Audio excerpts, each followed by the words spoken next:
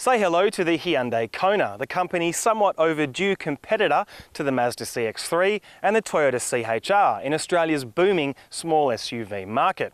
And as you can see, like a lot of cars in the class, it has pretty polarising and funky styling language designed to appeal to a youthful audience. For what it's worth, I think it looks pretty cool. It has a sporty stance and an array of colours to choose from, just like the bright green number behind me. But the big question is, given how late Hyundai is to the small SUV party, has the Kona been worth the wait?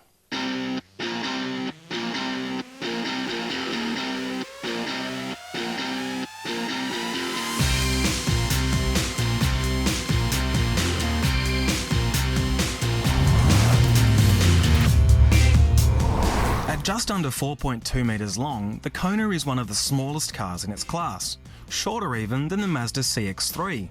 The tiny overhangs and aggressive side contours definitely give the Kona a sporty look, befitting a car that's aimed at a demographic of young, predominantly female buyers.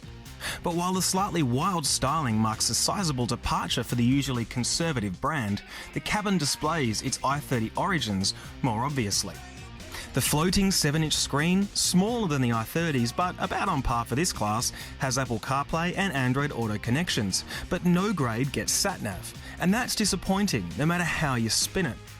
There are also very supportive seats, heated and ventilated in the high grade, cool colourful inserts scattered about the place, and a brand-first head-up display is available.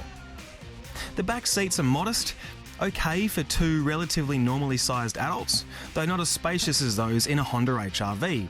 Yet they're on par with the Mazda CX-3 or something like the Renault Captur. This really is, generally speaking, a car for empty nesters.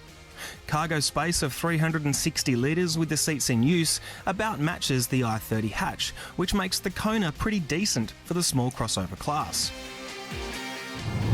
Entry-level versions of the Kona use a 2-litre normally aspirated petrol engine with a 6-speed automatic gearbox and front-wheel drive. However, here we're testing the range-topping version, which has the same 1.6-litre turbo petrol as the Tucson, making a really good 130 kilowatts of power and 265 newton-meters of torque. And that engine is matched as standard to a dual-clutch automatic gearbox and an all-wheel drive drivetrain, though of course, like most cars in this class, you're hardly going to take this off-road.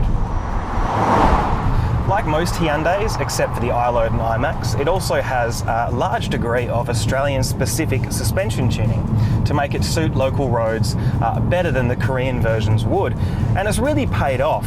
Just like the new i30, this car really juggles comfort and a hint of dynamism really, really well. So around town, it's pretty cushy, even on the 18-inch wheels as tested on our range-topping Highlander here.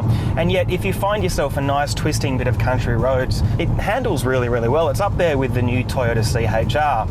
The body settles really well after undulations and sharp hits. It really irons out road joins and potholes and things like that. The noise intrusion into the cabin is pretty well controlled, and even the steering, which has a couple of adjustable modes, is relatively communicative and has a nice amount of resistance to it. So all told, a pretty good thing to drive with a pretty potent engine. I did spend a bit of time earlier on in the 2-litre, and look, obviously it's a less inspiring drive, and the fact that it has a torsion beam set up at the rear rather than multi-link means it's not quite as dynamic, but for what it's designed to do, just potter around town, it's also perfectly adequate. As far as the driving experience goes, there's not a whole lot to complain about with the new Kona. There are 3 trim levels available, kicking off with a $24,500 Active, up to the $28,500 Elite, and topping out with a $33,000 Highlander that you're looking at here. Versions with the Turbo, IRS and all-wheel drive cost a further $3,000 to $3,500 extra again. So that's a quick look at the Hyundai Kona at its local launch. Honestly, you could argue that all small SUVs are frankly a little illogical, but this one offers more than most at a price that puts it pretty much on par with something like the Toyota CHR. It looks polarising, has plenty of colour options, drives pretty well, and has Hyundai's 5-year warranty to boot. A class leader? Well, let's just wait for the comparison test, but it's definitely up there. Read the full review on caradvice.com.